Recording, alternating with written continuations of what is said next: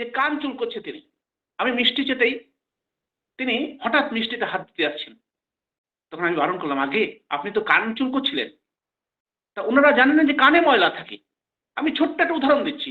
একজনা দেখছি মানে আমার পাশে একটু আগে কাপড়ের দোকানে গেছিলাম, সেখানে দেখি নাকে হাত দিয়ে একজন ভদ্র ব্যক্তি, শিক্ষিত টিচার হবে মনে হয়, তিনি নাকের মধ্যে আঙুল দিয়ে নাক চুলকাচ্ছেন। তারপরে তার ছোট্ট বাচ্চাটাকে তিনি ধরলেন এবং ছোট্ট বাচ্চাটা চকোলেট খেতে চাইলে চকোলেটটাকে খুলে সেই আঙুল দিয়ে সেই হাত দিয়ে কিন্তু বাচ্চাটাকে ধরিয়ে দিলেন। তাহলে আজকে কিন্তু আমরা ধর্মকে ধরেছি বা ঠাকুর অনুকূল চন্দ্রকে আমরা ধরেছি। ঠাকুর অনুকূল চন্দ্রকে বড় করার জন্য নয়, আমরা নিজে বড় হওয়ার জন্যে, আমরা প্রতিপত্তিকে বড় হওয়ার জন্যে। এখানে কারোর স্বার্থ নেই, একটাই স্বার্থ।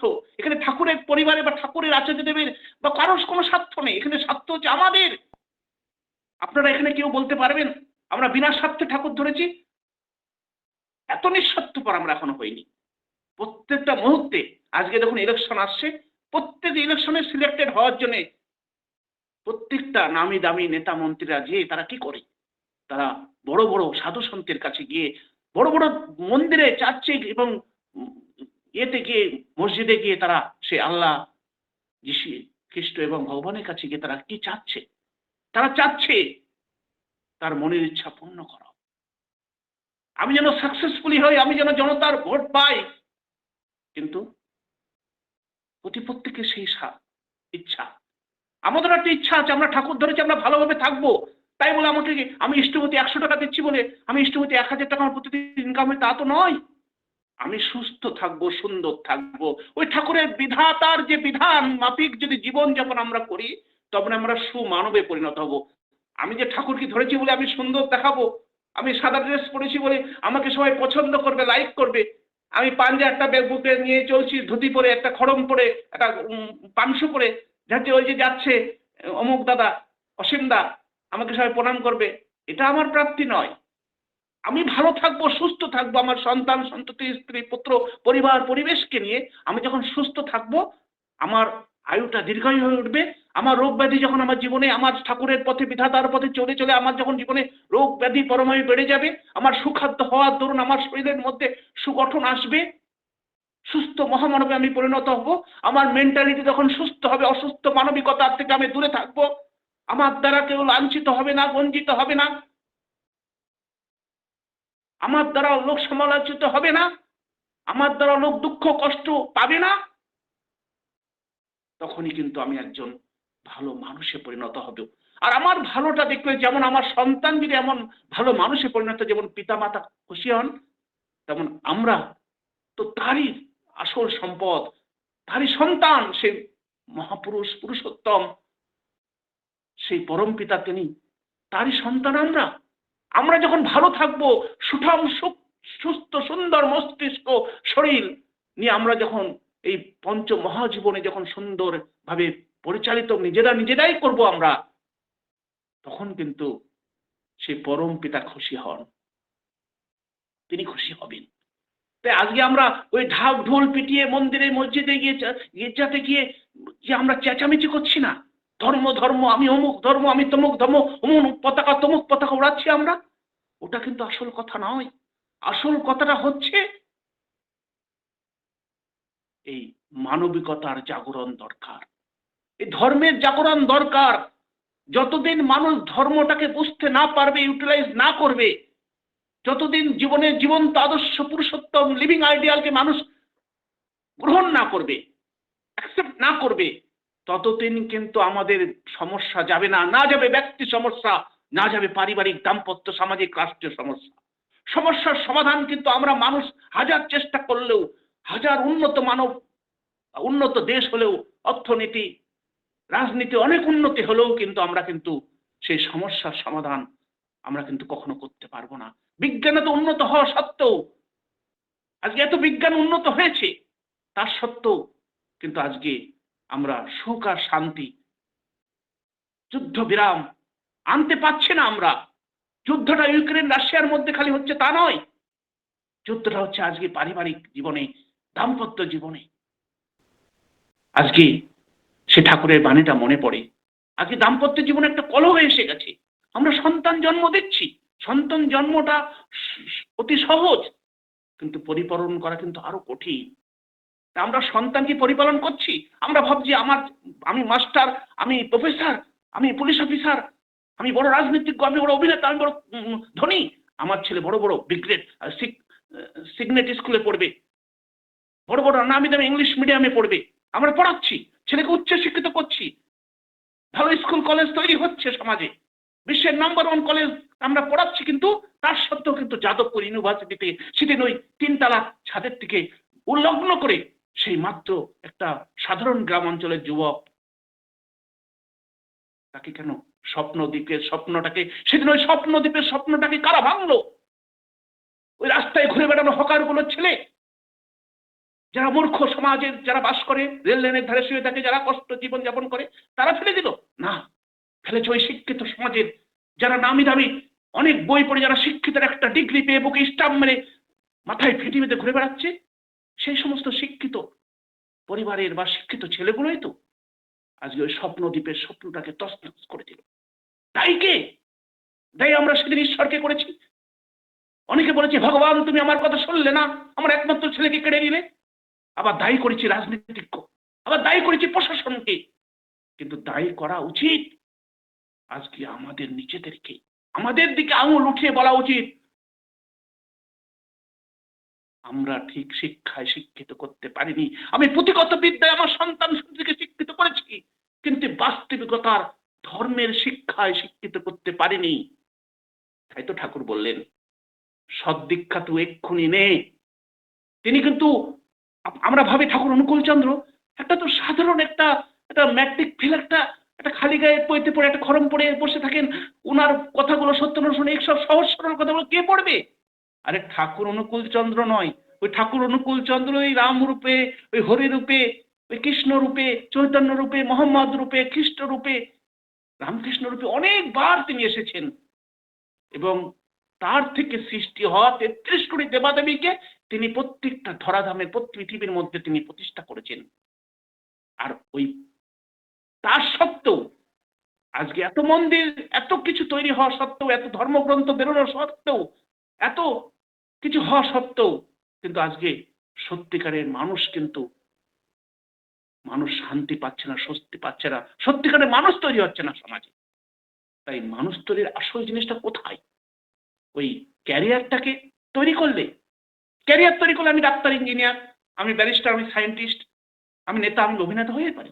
হ্যাঁ, ক্যারিয়ার তৈরি করে একটা কিছু অর্থ উপার্জন করে আমি যদি আমার সন্তানের পিছনে খরচা করি, হয়তো 50 লাখ 1 কোটি, আমার ছেলে ডাক্তার হয়ে যাবে, ভালো কনভেন্টে আমি পড়াবো, হতে পারি, ভালো টিচার রাখবো, টিচিং দেবো, হবে। কিন্তু একবার আমরা চিন্তা করি না।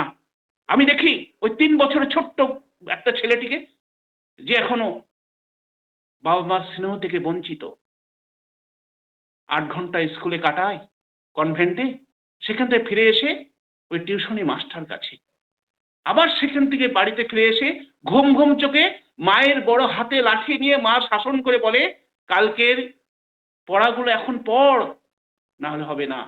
ওই ঘুমন্ত চোখে, মা গো একটু ভালোবাসো না মা, ও মা তোমার কোলে একটু বসতে চাই, না আমার কোলে খবরদার বসবে না। তাই স্নেহ, মমতা, ভালোবাসা, শ্রদ্ধা, ভক্তি যেন চুলোর দৌড়ে চলে গেছে। ওই স্বামীটি সারাদিন অফিস থেকে এসে পরিশ্রম করে গরমে যখন মাথার ঘাম পায়ে ফেলে বলে, ওগো গিন্নি 1 গ্লাস জল দেবে, ফ্রিজ থেকে ঠান্ডা জল। স্ত্রী বলে, আমি একটা পুরুষের 3টে বিয়ে, একটা নারীর 4টে বিয়ে আমি সিরিয়াল দেখছি। আজকাল দেখবেন সিরিয়ালগুলোতে নারী নির্যাতন চলে, প্রত্যেকটা সিরিয়াল আমি দেখেছি, অধিকাংশ সিরিয়ালে একটা বউকে নির্যাতন, একটা মেয়েকে নির্যাতন, তাই চলছে না, নারী নির্যাতন চলছে। আজকাল সিরিয়ালগুলো মুখ্য ভূমিকায় কিন্তু নারী নির্যাতন। কিন্তু ঠাকুর কিন্তু সেটা বলেননি, পছন্দ করেননি। নেগেটিভ জিনিস ঠাকুর পছন্দ করতে না। ওই শরৎচন্দ্র চট্টোপাধ্যায় যে বড় সাহিত্যিক, তিনি হিমায়তপুরে কিন্তু ঠাকুর ওই শরৎদাকে মহেশ গ্রন্থ যিনি লিখেছিলেন, ঠাকুরের কাছে এসেছিলেন নিবেদন করতে। ঠাকুর বলছেন, শরৎদা আপনার সবকিছু তো আমার ভালো লাগে, আপনার মতন সাহিত্যিক আমার দরকার, আমি খুব খুশি, কিন্তু আপনার সাহিত্য নিয়ে মানুষ কতদূর এগোলো, আপনার সাহিত্য পড়ে মানুষ কত উন্নতি করেছে জীবনে। আর আপনার ওই সাহিত্য শেষে যে বিবাদ, সাহিত্য শেষে যে বিরহ, ওই বিরহটাকে আমার কিন্তু ভালো লাগে না। ওখানে কোনো সমস্যার সমাধান আপনি জীবনে লিখছেন না সাহিত্যেতে। তাই বিভূতিভূষণ বন্দ্যোপাধ্যায়, মহেশ্বেতা দেবী, অনেক দামি দামি সাহিত্যিকরা, তারাশঙ্কর বন্দ্যোপাধ্যায় থেকে অনেক নামি দামি সাহিত্যিকরা ঠাকুরের কাছে গেছেন। আজকে আমরা বড় হতে চাই, আমরা ডিগ্রিতে ক্যারিয়ারে বড় হতে চাই, কিন্তু ক্যারেক্টারে বড় হতে চাই না। আজকে বুকে হাত দিয়ে আমরা কজন বলতে পারি আমি ভালো, আমার স্ত্রী ভালো, আমার সন্তান ভালো, আমার পিতামাতা ভালো, আমার পরিবার সমাজ ভালো? আমরা বলতে পারি? বলতে পারি না। আজকে ওইটাই তো সমস্যা। ওই বাবা যখন মাথার ঘাম পায়ে ফেলে স্ত্রীর কাছে যাচ্ছে, আমি সিরিয়াল দেখছি, আমি তোমাকে দিতে পারবো না জল। ছেলেকে বলো, ছেলের কাছে, বাবা জল দিবি একটু, আমি এখন গেম খেলছি, ব্যস্ত আছি, জল দিতে পারবো না বাবা। তখন মেয়েকে বলো, তোমার মেয়েকে বলো বাবা, মেয়েকে বলতে, বাবা আমি বন্ধু বান্ধবের সঙ্গে চ্যাটিং ফাটিং করছি, আমি দিতে পারবো না। তাহলে সেবা কি আর আছে? সেবা জিনিসটা আর হচ্ছে আমরা সার্ভিস সার্ভিস বলছি, তো সেবাটা, আসল সেবাটা কোথায়? আসল সেবাটা ফার্স্ট হয়ে 99% মার্ক ম্যাট্রিকে +2 হায়ার সেকেন্ডারিতে এনে বাবাকে খুশি করো, ওটাই কি সেবা? আছে সেবা? মা যখন রান্না করতে করতে ঘাম ভেসে যায়, মা যখন গরমে কষ্ট পায়, ওই মাকে গিয়ে আমি কি মেয়ে হয়ে মাকে আমি বাতাস করি? আমি যখন আমার বাবা যখন শ্রান্ত ক্লান্ত হয়ে যখন অফিস থেকে ফেরে, আমি বাবার পা দুটো টিপে বাবার ঘামটা মুছিয়ে দিয়ে বাবার জামার বোতামগুলো খুলে আমি বাবাকে বলেছি, বাবা তুমি বসো, আমি তোমার জুতোটা বোঝাটা খুলে দিচ্ছি। তাহলে সেবা কোথায়? তাই তো ঠাকুর বললেন সেদিন যখন ওই ফুলি, ঠাকুরের ছোট্টবেলার একটা মেয়ে বন্ধু ছিল ফুলি, গ্রামে হিমায়তপুরে। হিমায়তপুরে তখন ঠাকুরের কিশোর বয়স, 13-14 বছর বয়স, ঠাকুর 12-13 বছর বয়স। ঠাকুর হেঁটে যাচ্ছেন পদ্মার ঘাট দিয়ে, দেখছেন ফুলি আসছে, মেয়েটাকে চিনে যেমন চেনা চেনা লাগছে। ফুলির কোলে একটা ছোট্ট ছেলে। এই তুই ফুলি না? হ্যাঁ। আরে তুই অনুকূল না? ফুলি তো হেসেই ফেললো। তখন, আরে ফুলি তোর কোলে এটা কে? বলছে আমার ছেলে। বলছে তোর ছেলেটা কোথায় পেলি? কোথার থেকে আসলো? বলছে আমার পেটে ছিল। ঠিক আছে, ঠাকুর মনে মনে তাহলে ওই ছেলে সন্তানটা ফুলির কোলে যে ছিল তা ফুলির পেটের থেকে হয়ে পেটে ছিল, ফুলি বললো, তাই তো? আবার কিছু বছর পরে ফুলির সঙ্গে দেখা ঠাকুরের। ঠাকুর জিজ্ঞাসা করেন, ফুলি তোর কোলে এটা কে? বলছে আমার মেয়ে। তখন বলছে আচ্ছা, এটা কোথায় ছিল? বলছে এটা তো আমার পেটেই ছিল। বলছে তোর থেকে, তোর পেটের থেকে ওই সেদিন বললি তুই তোর ছেলেটা হয়েছিল, তারপরে মেয়েটা হলো? তখন ঠাকুর বললেন, নারীর থেকে জন্মে জাতি, নারী হচ্ছে প্রাণ, আর নারীর কোলে যুগে যুগে আসেন ভগবান। তাই নারী শক্তির কাছে তিনি হাত মেলে তিনি চেয়েছেন, আমাকে সুসন্তান ভিক্ষা দাও, দেবতুল্য সন্তান ভিক্ষা দাও, আমার এই ভিক্ষার থলি আমি তোমাদের কাছে রেখে গেলাম।